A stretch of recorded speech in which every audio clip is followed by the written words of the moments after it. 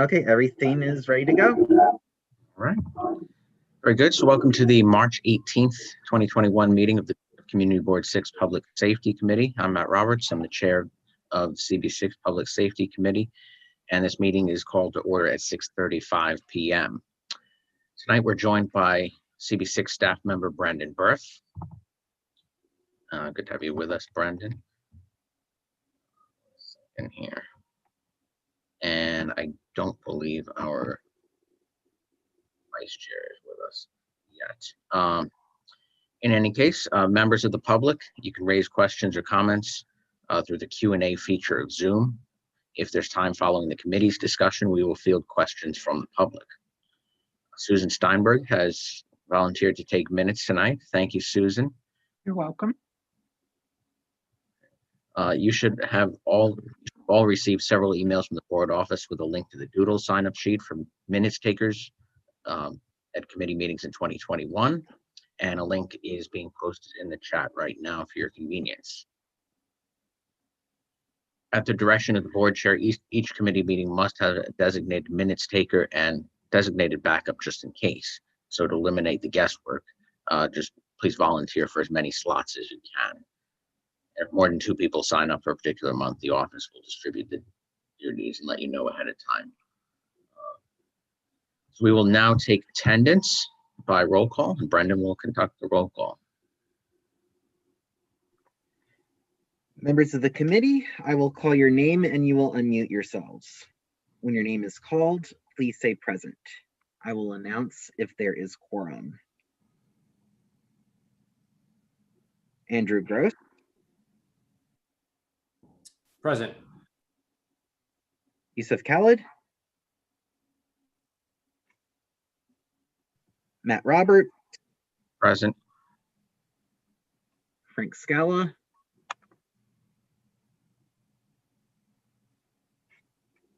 Can't see Frank. Seema Shah. Present. Sean Sherman. Present. And Susan Steinberg.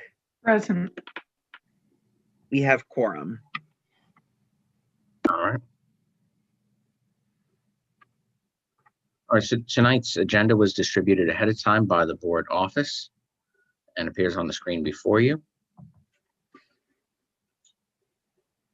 Committee members, if there is no objection, we will adopt the agenda as stated. Members of the committee, if you object to adopting the agenda, you may raise your hand through Zoom. And Brendan, do we have our speaker yet? We do not have our speaker yet. Momentarily, I will send an email to the speaker. So you might actually want to amend the agenda. Yeah. That way So we can give some more time for the speaker to come. All right. So yeah, I would like to amend the agenda to reverse, to move agenda item number 1 to follow agenda number 2, item number 2.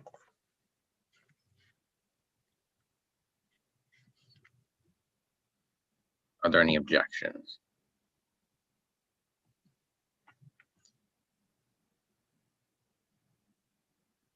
All right, here I'm not hearing any objections, so we'll adopt it as amended. All right, moving on to the minutes. Committee members, the minutes from the February 18th, 2021 meeting were distributed ahead of time by the board office. If there's no objection, we will adopt these minutes as drafted. If you object to adopting these minutes, you may raise your hand through Zoom. All right, seeing no objections, the minutes are adopted and will be available on the CB6 website tomorrow. All right, on to the ground rules. I think most of you know these. In order to conduct an efficient meeting, no one may speak until granted the floor. Committee members, if you have a question about committee business or wish to make a motion, please raise your hand through Zoom. Click the participants icon. The participants panel should appear and you should find the raise hand function there. If you still have technical difficulty, you may use the chat icon and relay your difficulty. And as a reminder, the chat function should not be used for committee business or questions about agenda topics. All such remarks should be made on the record by raising your hand through Zoom. Chat should only be used to alert us to any technical difficulties you're having or state in writing information such as an email address that's already been stated aloud on the record. When a committee member is given the floor to speak, I will identify you and you can unmute yourself so that you can speak. We are required by executive order to create a verbatim transcript of the meeting, so please keep your questions and comments succinct and germane to the discussion. All right, brings us to committee business here, and we go to agenda item number 2, which was now moved to number 1. And if we don't have the speaker for agenda item number 1, that'll be laid over to next month.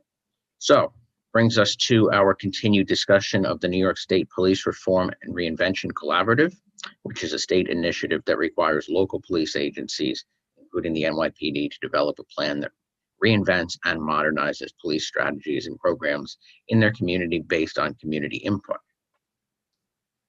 All right. So we had a robust discussion last month. Since that time, the city has released some documents which were circulated to you guys ahead of time, to the committee ahead of time. So committee members, we will discuss that. Does anybody have any opening thoughts on the discussion?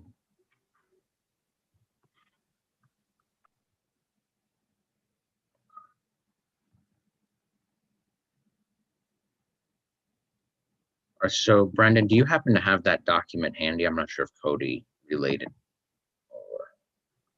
Just a moment. Would you, I can put up on the screen just a description of the police reform and reinvention collaborative. Yeah, I don't want to necessarily read through the document entirely. This is more just a summary, so. Yeah.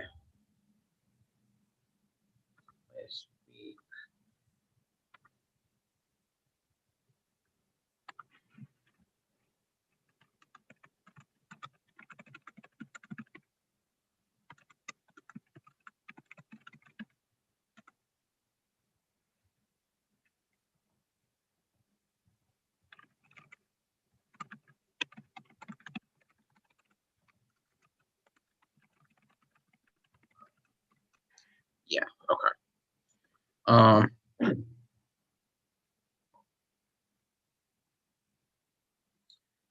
So here are the 5 goals. So depending on committee members, depending on what you which direction you want to go with this, I kind of want to open it up to you guys. We have the opportunity to create a resolution. There's not going to hold the committee to that if the committee doesn't feel it's appropriate or doesn't feel that there's any significant input to put forth.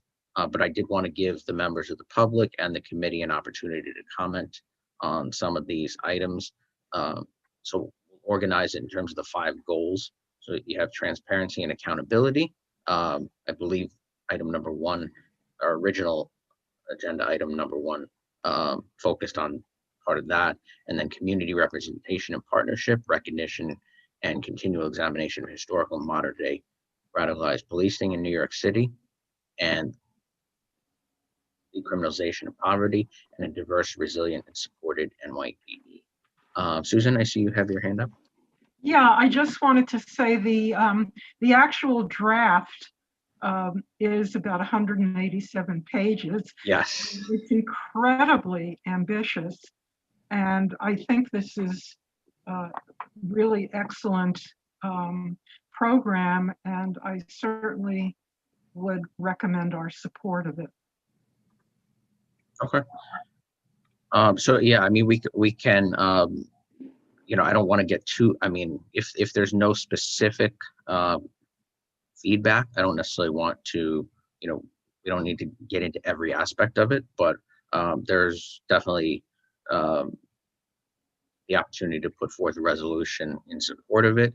And then maybe there's some other things that we might find that could be improved upon or, made more specific. I read through most of it. I found it to be overly vague in some areas. But I think it definitely satisfies the state's requirement. Andrew? There we go. Okay, granted, I haven't read through the whole thing. I'm looking here, and we've discussed it. I think that there's two thoughts that come to mind initially. And I would defer, Matt, to you, or maybe it was Susan who read through this more deeply. But I think number one, we want to make sure that whatever the final document is, that it's not making it so that nobody wants to be a police officer anymore. And, in my view, in light of all the problems with policing that have come up over the past year, we've seen like an exodus of cops, including senior cops. And we don't want to get to a point where nobody wants to be a cop anymore. And I just want to make sure that this document is not so heavy-handed on the police that we feel like it's going to become.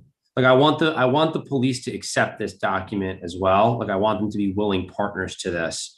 So I have a general questions if we think that the police department will be a willing partner to this. The second question that I have is, I think it's important to decriminalize poverty, but I think that the only way to decriminalize poverty is that the New York City government have an agency that actually does their job to deal with homelessness if the police aren't going to deal with it.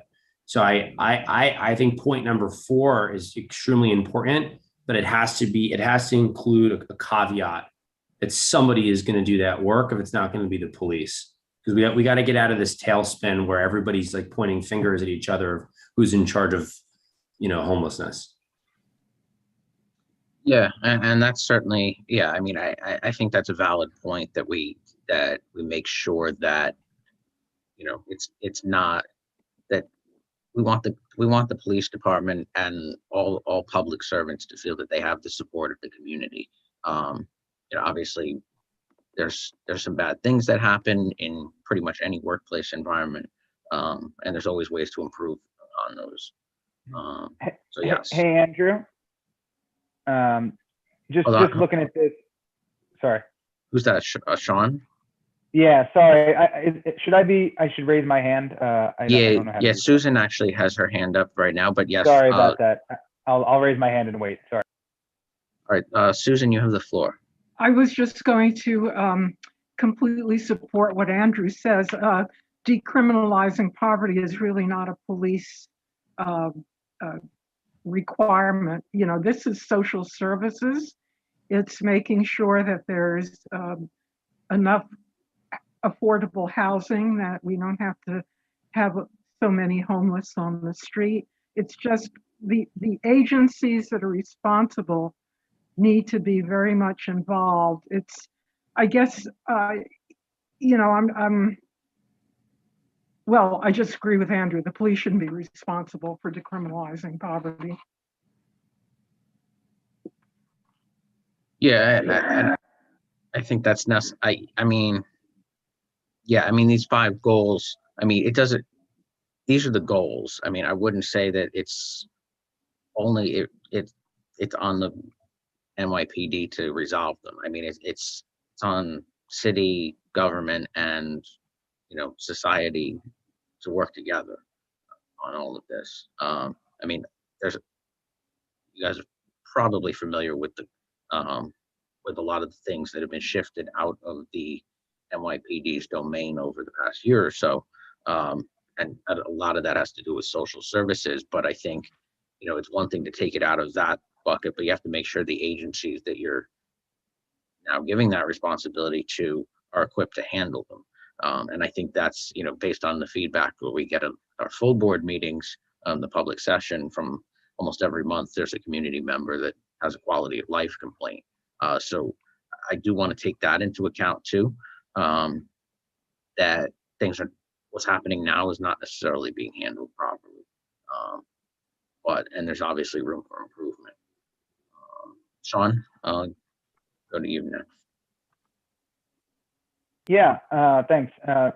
I agree. I just, and I'm also reading through this too, and it's a big document, but I think one thing that's helpful on exactly that point is point 2 of the document on page 7 with respect to the decriminalization of poverty focuses on prioritizing, other agencies, in order to hopefully reduce the likelihood of justice involvement, which I think is a lot of what you're describing. So I think that's a lot of the focus there.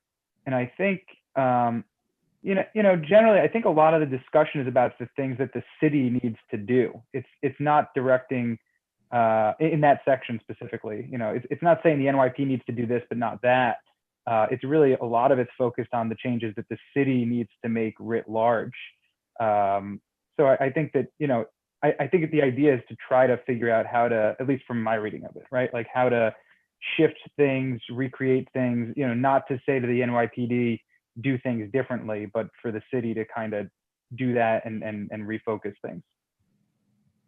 Yeah, absolutely. It's like I said, it's more, it's how can we work together to improve everything. It's not, NYPD plays a role here. The community plays a role. Every aspect of this of city government plays a role in this. But how does it all, fit together and work so everybody works together?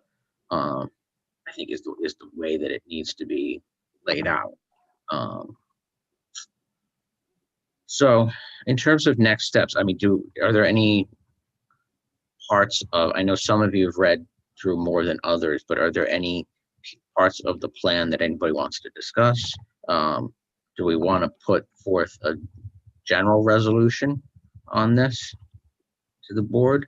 Or, I mean, because there's just too many points to take up individually, but if there are a couple of, if there's a couple of key things that you guys want to talk about, we can certainly address those. Sean, I saw your hand first, followed by Andrew.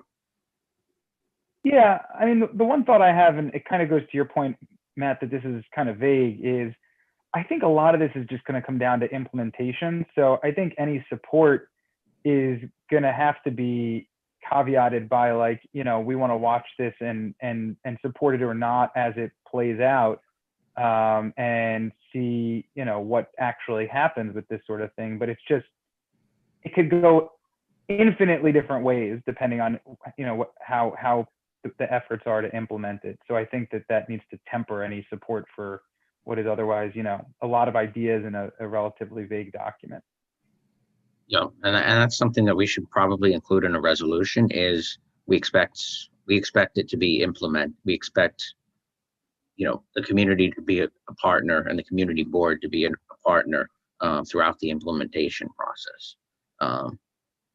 Because it's one thing to satisfy the state's requirement and submit a document. It's another to follow through on it entirely. And keep in mind, we'll have a mayor within the next year or so. So that may change things a little bit. Andrew? I have I'm afraid to blank check support this thing like in a reso without, it's my opinion, without, I think having somebody from the police who would maybe come and share what is NYPD's view of this. I feel like it's such a dense document. I mean, Matt, you may be aware more than I certainly of like the internal debates over this, but I think it would be worthy to have somebody from NYPD just express like what is their view. There may be things that are buried in here that we're just not going to pick up on a first or even a second read, and I would just feel I feel it's something that's this big, signing off on it without getting that perspective would be giving like a blank check to the city, like, okay, yeah, we agree with everything that you said in this document. I'm just thinking about how we can, fairly like evaluate this, because I don't know. Yeah, I hear what you're saying. So I would suggest you read the commissioner's letter if you haven't already on pages 2 and 3. I believe it's right at the beginning of the document, Okay. which kind of lays out their perspective a little bit. That being said, I don't think too many members of the NYPD are authorized to, speak about it in public. It really, it's being negotiated with the commissioner. So, most police officers, including our commanding officers that were here last month, would most likely say, that they're supportive, whatever the department, they have to work with whatever is decided. Did can I just ask you, like, as a follow-up, in the commissioner's part of this report, is it basically saying that the commissioner has signed, like, has the commissioner signed off on this report to the point where, like, they're saying, okay, like, we've negotiated this is what we've come up with together? Or is there an alternative view expressed in the commissioner's section? You know what I'm saying? Yeah, I mean, his letter is, I mean, Brendan, I don't know if you have it handy, but it's only a page and a half if you want to put it up on the screen. But essentially he's saying that, we need to move forward. It's Yeah, like if you're telling me, Matt, for example, that Commissioner Shea is saying I'm on board with what's in this document, and the mayor is saying I'm also on board. If both parties are on board, I don't see a reason to rip this apart and pick it out. But if there's a discrepancy, that's where I would say a deeper dive could be helpful. I would defer to you. Yeah, and no, and I think what the commissioner is saying in his letter is it's a continual process. He's working towards a more transparent, accountable police department. So he recognizes that there's a lot of things that have happened in the past, and yeah, I think Brendan has it. Second page or third page on. Yeah, there it is. One page up. But I mean, he's embracing reform. I'm sure there's things in here that the police department as a whole, at least within the rank and file, would not, agree with or appreciate, but it's being negotiated at the executive level,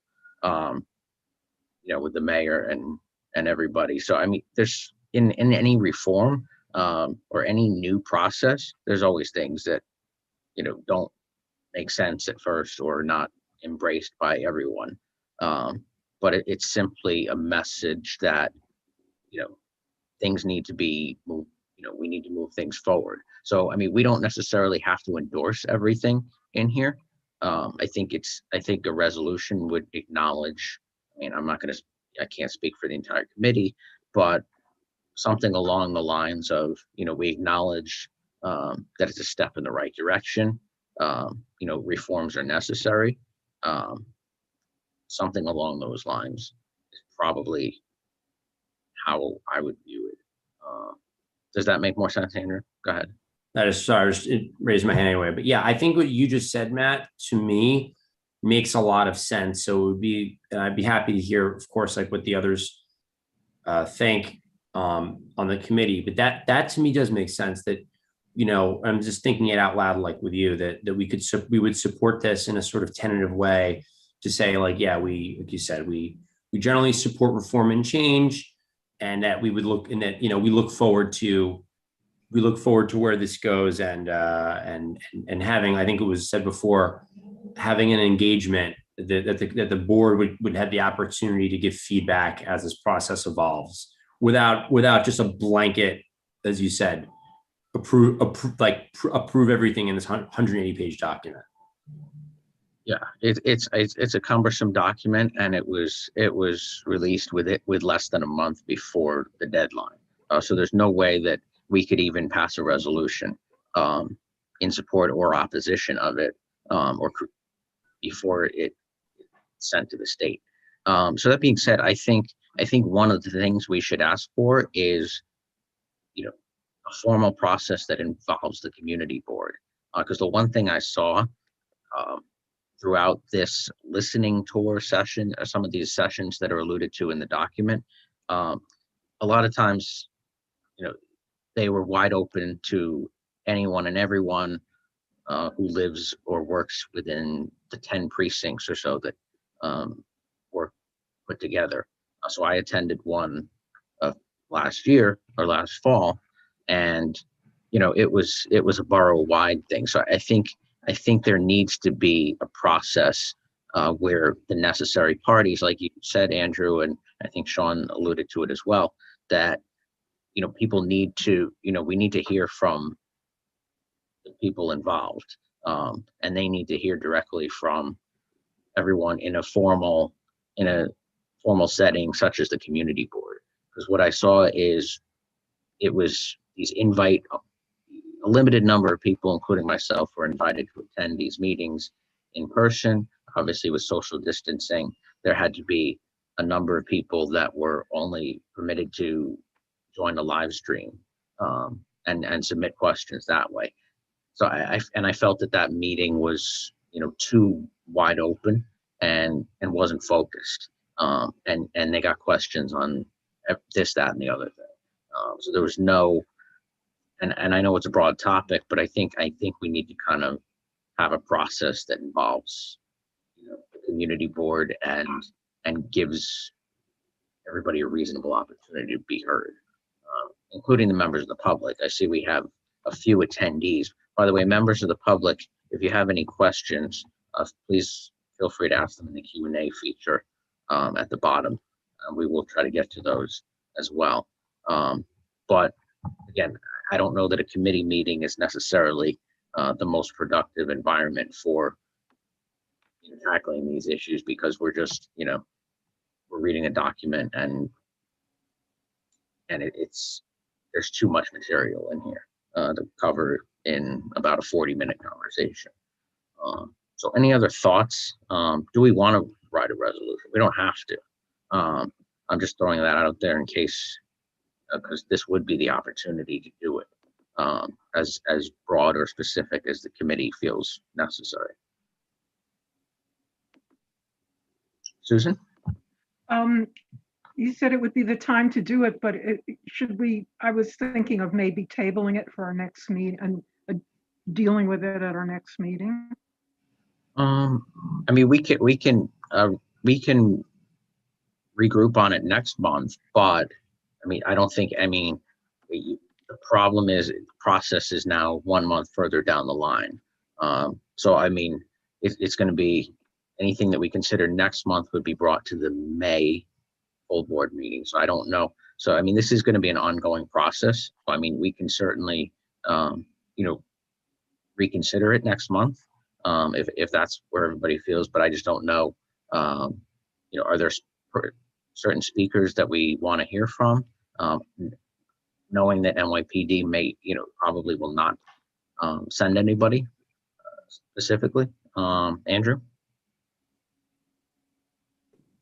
I think that my view is we go for a reso as we discussed. That way we can throw it to full board, and either it'll pass or there will be like some sort of massive fight that will ensue. And I'd rather, which I doubt, but I'd rather just get this over with. And I think, like Matt, like you said, the time is now. We haven't produced a reso yet. So I think it's symbolic and important, and I think we should go for it. And if we have to stand by it in a full board meeting to discuss it, I think it's worthy of public debate. It's a very important subject. So I think that I agree with you. The time is probably now to do it, and I don't think it has to be be a big reso. So are you making a motion to? I will make the motion to write that we write a resolution. I would say generally in support of police reform and further discussion on the subject as it evolves. All right. So you made a motion. Is there a second? Second. All right. The motion has been seconded. Brendan? Yes. proceed to the vote? Yes.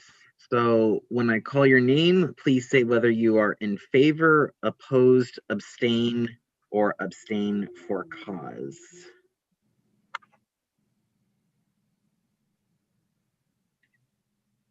Okay, just a moment.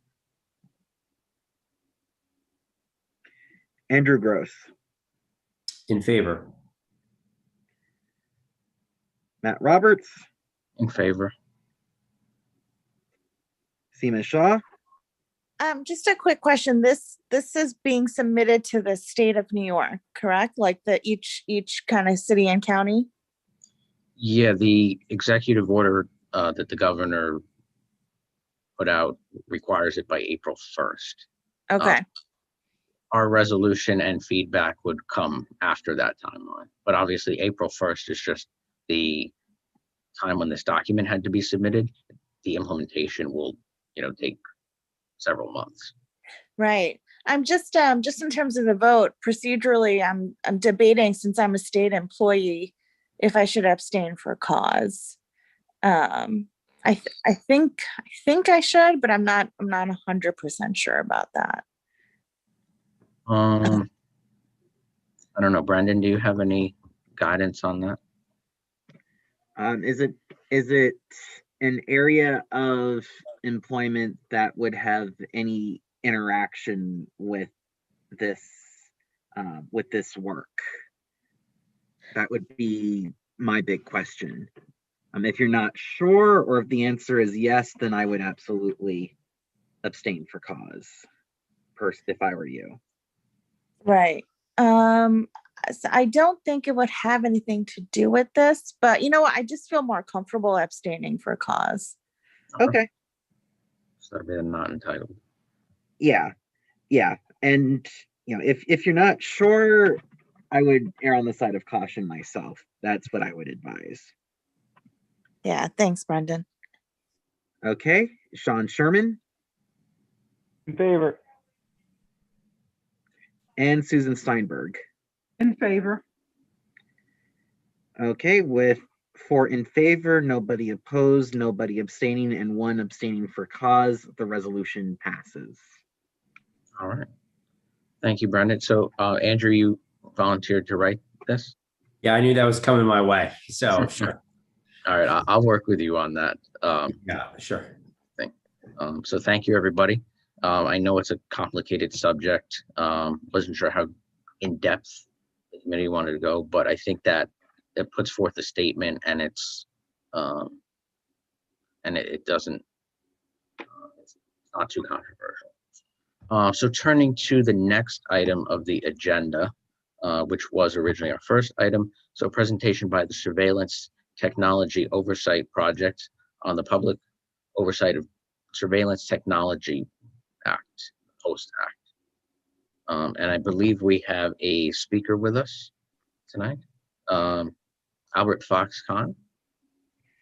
Welcome. I can't quite hear you if you're speaking.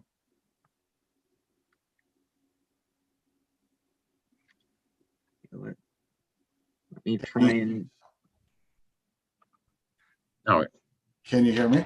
yes, now I can hear you. Yeah. Okay, Yes. perfect. Sorry about that. Always some adventure in Zoom land, and apologies with the timing as well. I wanted to give a brief overview of this law that was passed by the City Council last year and which has recently gone into effect, and to answer whatever questions you have, and really want to keep this as interactive as possible, because I know when we're talking about surveillance technologies, when we're talking about all of these different new questions that come up with, high-tech policing, it really is something that where we're all coming with different levels of background experience. So essentially, for a number of years now, the NYPD has been able to purchase, large number of surveillance devices without any meaningful public oversight, including by the City Council's appropriations process. This is because the NYPD has been able to purchase surveillance tools through a special expenditures process, which this city comptroller oversaw, but additionally through federal and private grants, which were put through the NYPD Foundation, which meant that you had really expansive tools such as facial recognition, social media monitoring, predictive policing, all of these new technologies that are being rolled out with any real public oversight, without really the sort of accountability that we expect from governmental procurement. So under the Post Act, the NYPD was required to submit a policy for every single spy tool it had, every single device. It didn't matter if it was something like a fingerprint reader or if it was something as high tech as cryptocurrency identification software. And what these policies are supposed to do is give us a lay of the land, explain how the NYPD is using these systems, how the data is retained, how it's potentially shared, what the impacts are, and what are the security vulnerabilities. And this raises a lot of different questions. So this goes to our commitments to reforming criminal justice in New York, particularly the way these systems can enable mass racial profiling of communities of color. It goes to our commitment of being a sanctuary city, because these systems oftentimes are sharing large amounts of information about New Yorkers with federal officials, putting undocumented New Yorkers at risk of arrest, deportation by ICE, breaking up families in our own neighborhoods. And so under these policies, we're supposed to understand the severity of the problem. Right now, we're in the middle of a review process where the NYPD is reviewing more than 8,000 comments that were received in response to its first round of policies. And the reason there were so many is the policies that we saw from the NYPD were systematically deficient, where we saw the department really providing boilerplate answers. They were providing really sloppy policies that included a number of factual errors. And so we saw, New Yorkers really outraged by the fact that, these systems were being operated and that even the most minimal oversight and transparency mechanisms were being fought back. And so right now we are within a 45-day review period for those policies. Once that review period is over, the NYPD will give us final policies, and then there will be further advocacy and potentially litigation from there. But why this is so crucial is that we're at this moment where for as long as I remember, and I grew up in the city, I grew up in Manhattan, I grew up, protesting against NYPD misconduct as a teenager. This is something that I've done throughout my life, is focus on issues around policing in New York City. And we've essentially had complete deference to the NYPD on surveillance for decades now. And it's come at a real cost. I mean, this has led to abuses like the systematic tracking of Black-led movements, including Black Lives Matter affiliated protests. This has led to the demographics unit that systematically mapped out where Muslim New Yorkers lived, not just Muslim New Yorkers, but Muslim residents of the tri-state area, and that was something that, a program that has been systematically dismantled in the years since, in name at least, but a lot of those same tracking capabilities exist through these high-tech systems. So wanted to provide a bit of an overview of where things are with this bill, where we see things going forward, and also the opportunity to engage, because if you look at cities around the country, more than a dozen cities have empowered independent boards, local officials, to have the final say on surveillance. They have community control of police surveillance laws that go much farther than what we see here in New York. And this is something that we think the community boards should be speaking out about, because the community boards exist because New York has long believed in the idea that our government institutions need to be responsive to the public, and they need to be responsive to local communities. And that's not something we've seen with surveillance in New York. And that's something that we want to pursue going forward, because no matter where we are on the political spectrum, I think we all can agree that, we need to have that sort of small d democratic oversight of the decisions that are being made on policing and security. So I've been going on for a little while, so why don't I already see a question, so why don't I pause there?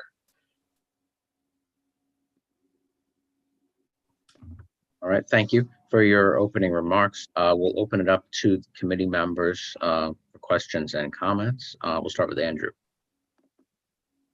So Albert, thanks a lot. It's really interesting. I have to be, kind of candid in my feelings. And I think there's a lot of valid reasons to have oversight, right, on surveillance. And I personally, I know Matt has, but I spend time down at police headquarters, and I've seen a lot of this technology myself. My background's in government, and I work a lot with law enforcement, and so I'm familiar, and I'm familiar with the boundaries between public safety, right, and preventing abuse and human rights and right to privacy, et cetera. But on this issue, look, it's not like a secret that New York has the bulk of terror threats of major cities in this country. It's no secret that everything from 9/11 to the Chelsea bomber to the guy who tried to detonate a bomb in our subway system requires a tremendous amount of technology and surveillance to track and stop these attacks. And I'm sure that without these technologies, and everything from the subway plot to blow up, our subway trains many years ago, without these technologies, we would be the victims of horrific terror attacks. And and I appreciate that you cited, certain abuses that have happened. My feeling is that while they've happened, it's not like the NYPD is systemically abusing New Yorkers. And even the early 2000 example you cited, which was horrific, right? The targeting of Muslims by the NYPD. I mean, that was a huge scandal that happened many, many years ago. I mean, we're talking, this is like 20 years ago. So I'm not saying that this is without merit. And I think that, Albert, a lot of your points are very, very important. But, when I have to balance, and I understand that the majority of the city council voted in favor of this, but, I'm really concerned that we're going to start turning the need of the NYPD to actually do its job and stop attacks and fight very serious, dangerous crime, that by turning that technology over to the public, we're going to undermine the ability of our law enforcement to actually stop very, very important threats that we face. So I've spoken a lot. I speak it respectfully. I hear you, but that's kind of how I'm feeling about this. No, and thank you so much for raising those points, Andrew. And if I could just go through one by one. So with facial recognition, we saw more than 9,000 uses of it last year. We've seen it being used to target people for graffiti, for using it for allegedly stealing a beer from a CVS. This is being used for routine low-level crimes constantly. With many of the systems we're talking about, social media monitoring, that's being used to target large numbers of people who haven't even been accused of a crime. And with the example of the demographics unit, that actually went up through the beginning of the de Blasio administration. This isn't something that was disbanded 20 years ago. It was only created 20 years ago. And it continued until much more recently. With the gang database, we saw more than 42,000 New Yorkers, many of whom are young children, 98.5% of whom are New Yorkers of color, being put in a large gang database on the basis of things like wearing a color t-shirt that was considered gang affiliated. The colors here we're talking about are white, black, yellow, blue, red, green, basically any color you can think of. And the reason I bring that up is because oftentimes we're made to feel like this is a choice between safety and our values. And I think if that were true, I think I wouldn't know how to respond. But the track record here is that the NYPD has done these abuses for lengthy periods of time without anything to show for it. So, for example, the demographics unit, they did multiple analyses of that. And, they had independent investigations, they had journalists looking at it, they had city officials. They never found one credible lead that came from all of those years, millions of dollars, hours being wasted, tracking people simply for their faith. And when you talk about, the threats, those threats are real. I was here on 9/11. I remember that attack. But what we see is a lot of vendors coming in, giving us these sales pitches that, oh, if you just give us a couple $1 million and let us take all of this data, we'll keep you safe. But the evidence isn't there that it works. And so, I would say that if we're being asked to curtail these values and enable, technologies that actually have led to a lot of wrongful arrests and have led to a lot of and actually may have led to multiple wrongful convictions. If we're going to take on that risk, we have to ask, what's the evidence that works? Can I just ask a quick follow-up, something you said, just really quickly? So I'm thinking about like how the Fisa court works, okay, federally. So why not just create like an independent secret agency within New York City? That way the public itself isn't aware of all the technology, but you have like an independent sort of FISA sort of system that can independently evaluate it, who are chosen by the public and therefore maintaining secrecy.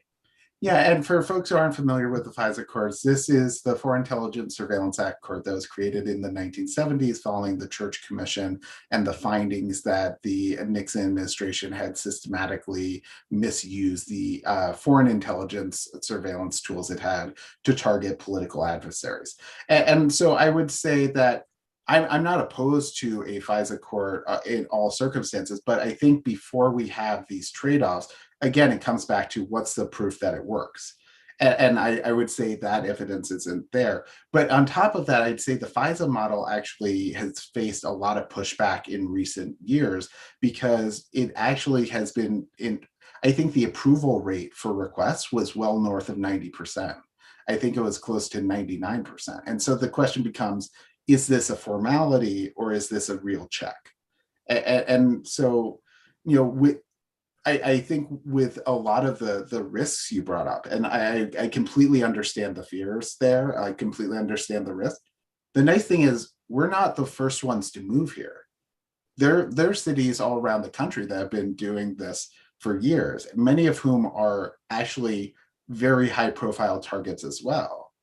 And what we have, we haven't actually seen an erosion in public safety as a result of these laws. So I would say, where's the evidence that sort of good government oversight and holding agencies accountable for their spending actually, erodes efficacy of how those agencies work? Because, we've known how wiretaps work since the 1920s, but people still are arrested because of them just about every day. All right, good conversation there. Let's go to Susan, get some other people in there. Hi, I'm a cat, Albert, two cats. Well, I think there's always been a very fine line between legitimate use and abuse. And one has to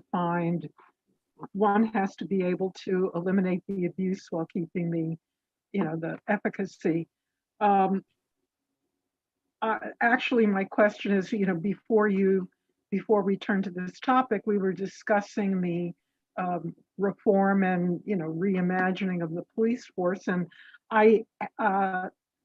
is the issue of facial recognition or other surveillance technology being worked into that? It's being worked into that in any way, and how?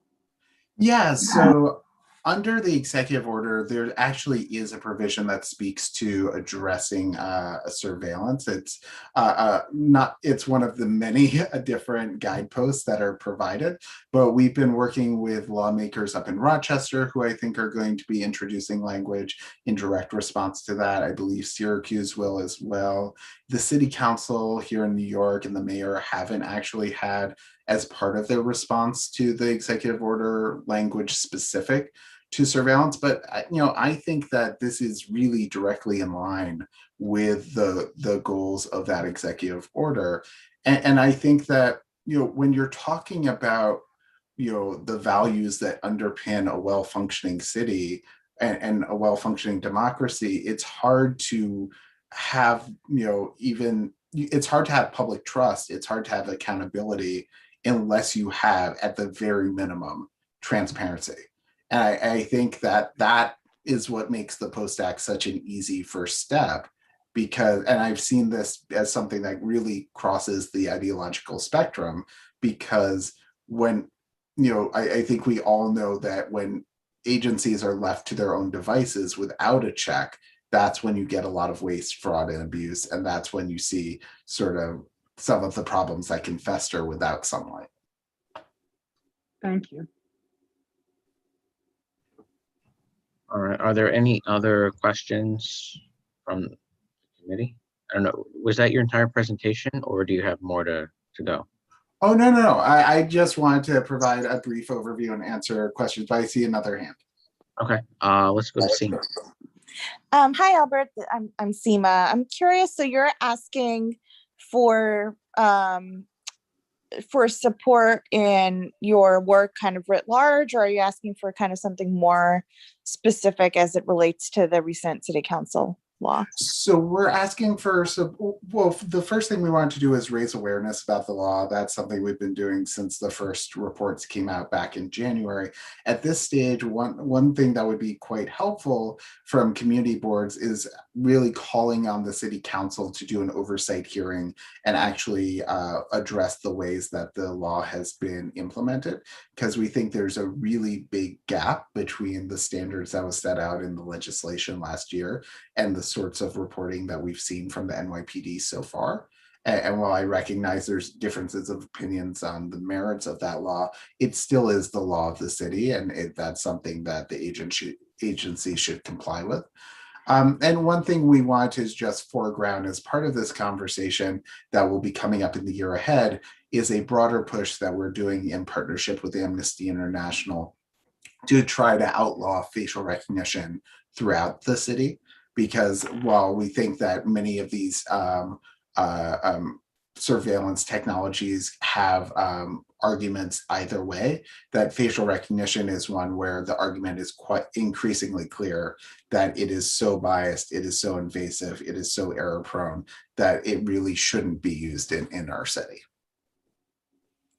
That's helpful. Thank you for clarifying. So you want your community boards to add some pressure to city council to do an oversight hearing.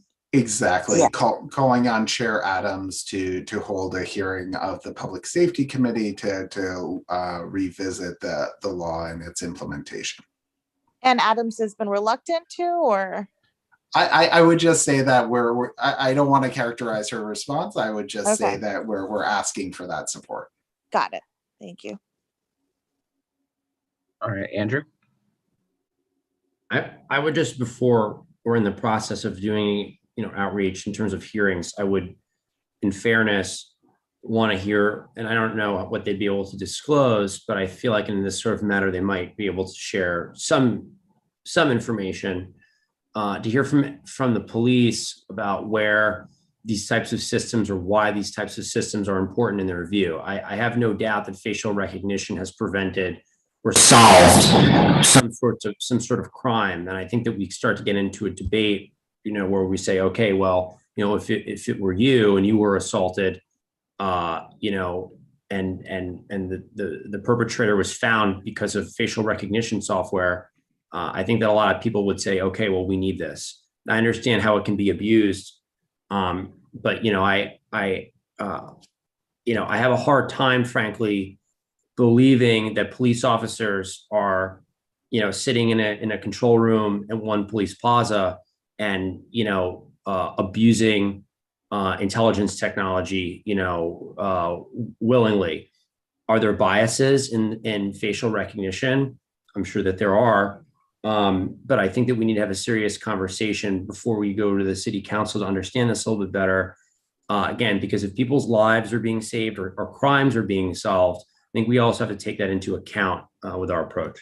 Well, I would respectfully add, Andrew, that we're just asking for that conversation when we ask for the oversight hearing. We're asking for the NYPD to, be called to testify before the council and to provide a lot of the information that you're talking about.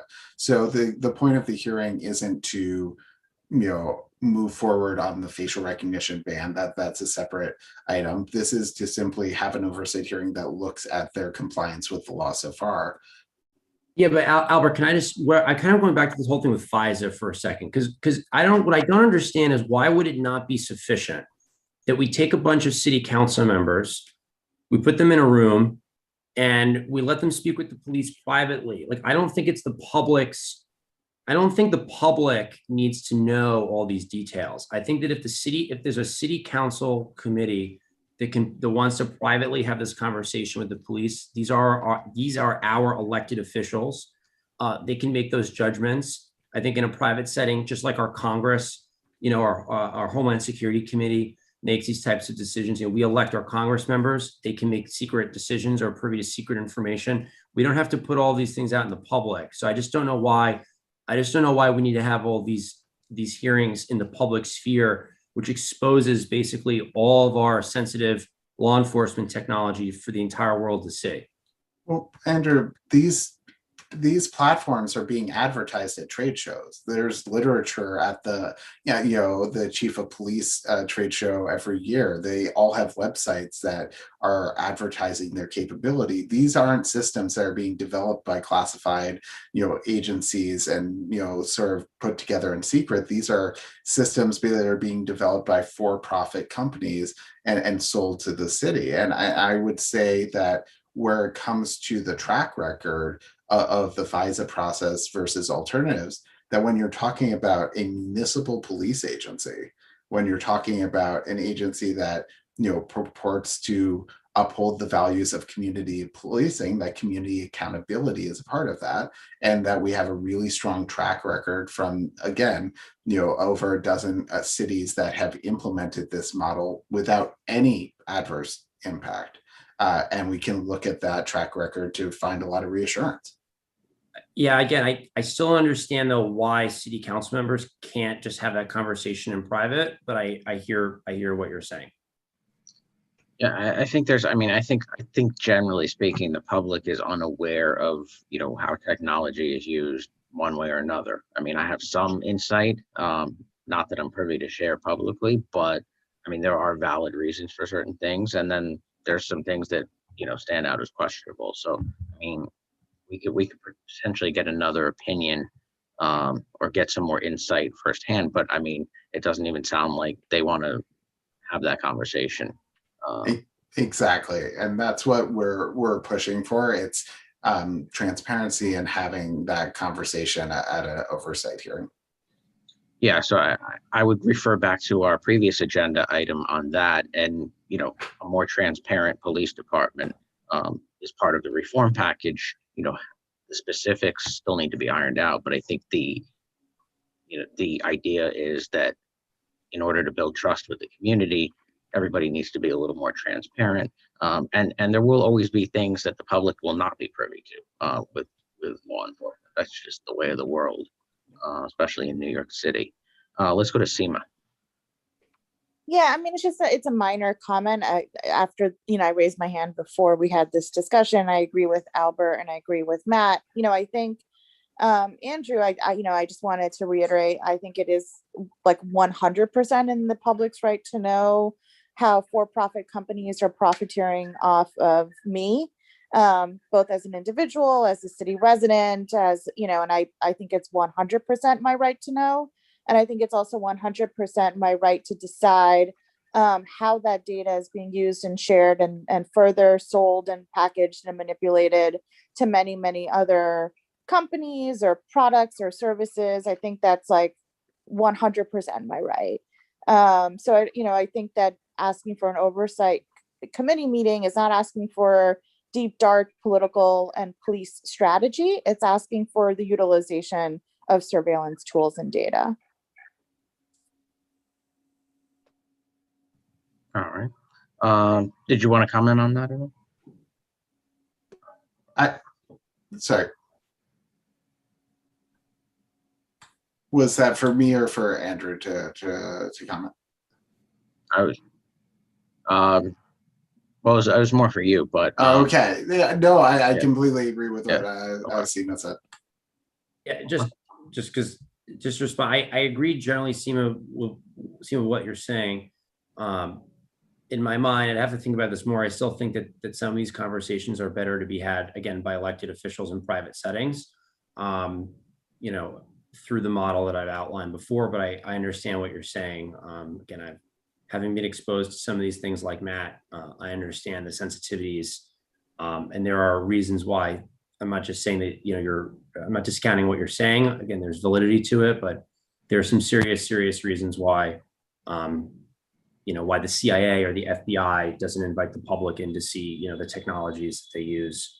You know, and we live in a city that is extremely complex with a lot of very serious threats. Yeah, no, I get what you're saying. I mean, that's why there's federalism on the one end and then like states' rights on the other, right? And like this is us exercising what we're allowed to do as city and state residents too. All right. Let's go to Susan. I just wanted to make a quick comment, which, you know, I don't know to what degree I agree with Albert. These things are probably not as secret and deep and dark as you think, because you can go on the internet and learn how to make a bomb. I mean, you can learn how to make a Molotov cocktail. You can learn how all kinds of things work. I don't think there's too much that's really secret these days. Yep. Anything else? Committee members, any action we want to take?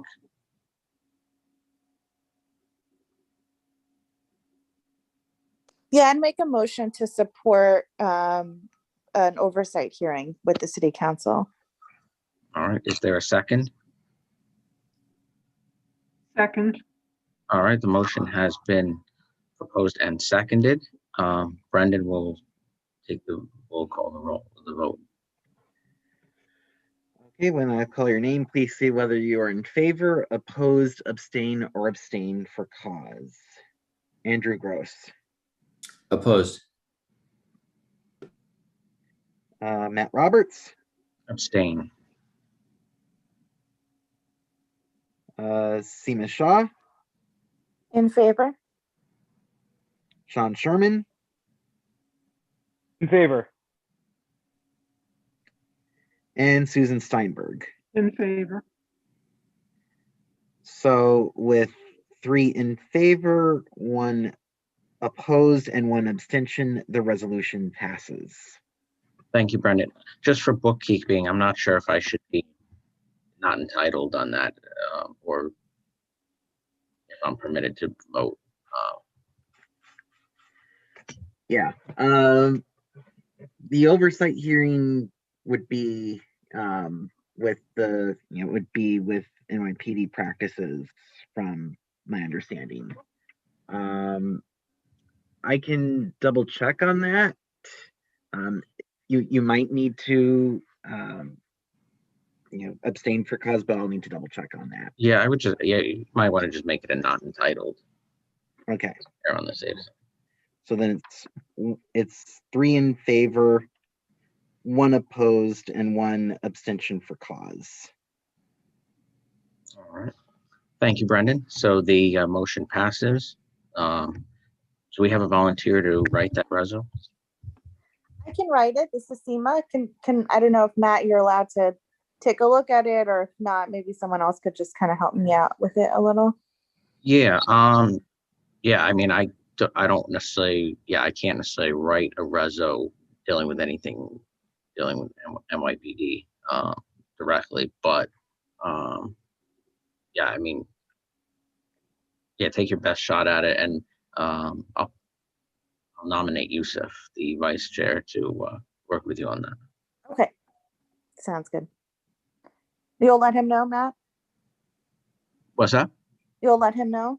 Yeah, I'll touch base with him. I know he was in transit tonight and couldn't make it, but I'm sure he'll be happy to work with you on that. That sounds good. Thank you. And thank you all so much for the support. I really appreciate it. All right, thanks, Albert. Appreciate you joining us and filling us in. Of course. Have a great night. Too. Take care. Thank you. All right, so that brings us to the chair's report. So just a couple items to go over here. So Couple things coming up for April. I know there's still some conversation on whether meetings are going to be canceled. Obviously, everybody on all the committee members are aware that Cody is leaving next week. So there'll be a vacancy in the office. So there's a slight chance that we might cancel next month's meeting. But as it stands now, what we'll try to tackle, we have two items. One is a presentation by emergency management on how to pack a go bag in the event of an emergency. So that was one of those presentations that they want to present to the community boards. I will point out that, emergencies do happen. We did have that that explosion in the Sutton area a couple of weeks ago, which would count as an emergency. I don't think there were any evacuations, but there's definitely, you never know when an emergency is going to happen. So there'll be that. And then I know Andrew brought up the topic of emergency management of safety protocols for emergency workers. I think it was EMS workers were having some issues as far as having safety. I don't know, Andrew, did you want to speak about that briefly? Yeah, sure. No, there was I got to think back, but as I remember, there was at least one. I think there've been more like FDNY EMS workers who've been horribly assaulted, and the head of the union representing, I think, either the FDNY or just EMS. I know EMS is under FDNY. Had basically written a letter saying the city should do better to protect and ensure the safety of emergency workers, particularly the EMS workers. Yeah, and I think that incident was outside of Manhattan. But either way, Jesus and I were talking, and we thought it would be a good opportunity to kind of review, what are the safety protocols for essential workers. So I think that's something that we're looking to put on the agenda for next month.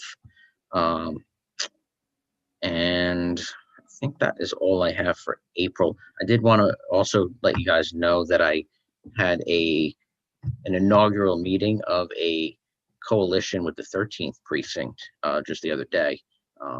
What they're doing is they've now assembled a coalition of key stakeholders. Community Board 6 is one of them, where we're basically advising them on how to address certain quality of life issues. So we're working with some of the business improvement districts, some of the clergy, and some other stakeholders throughout their precinct. And a couple of the items that came up, one was hotel parties, and I don't think it's so much a CB6 issue. I think it's more CB5, CB4, where they're having these illegal hotel parties, and they're having a tough time. Not only is it social distancing and violation of gatherings, but it poses safety concerns with just the type of people that are gathering, and people are paying cash for hotels. So they were looking at ways to address that, and having conversations with us on that. And the other thing that they're looking to do is they're applying for a grant that's going to, and this would have been housing and homeless previously, but now they're looking to form a partnership with the ACS Center, which, for those of you who are on housing and homeless previously, you're well aware of that facility, but just really to take the next step and build relationships with them. So they're looking for a grant. It might be something along it's from the Police Foundation, and it might be along the lines of maybe Friday night pizza or something like that. Was one of the ideas that was tossed around, where every week they would go and and bond with the children there, and try to form more meaningful relationships. Of course, the ACS Center, some of the kids there are only there for a couple of weeks, but it still takes the next step in terms of building relationships. So that's something I'll keep you guys informed of. There may be an opportunity for the board to partner in that venture as it moves forward. So with that, I will move to items of old or new business. If anyone has any old or new business, please raise your hand through Zoom.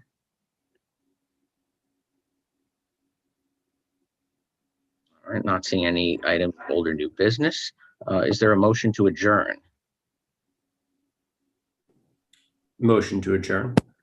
All right. So we Seconded. all right. I don't know if we need a second, but if there's no objections, we'll adjourn the meeting. Thanks, Seema. Thank you, Andrew. And so seeing no further business, the meeting is adjourned at 7:45. Thanks, everybody, and we'll see you again.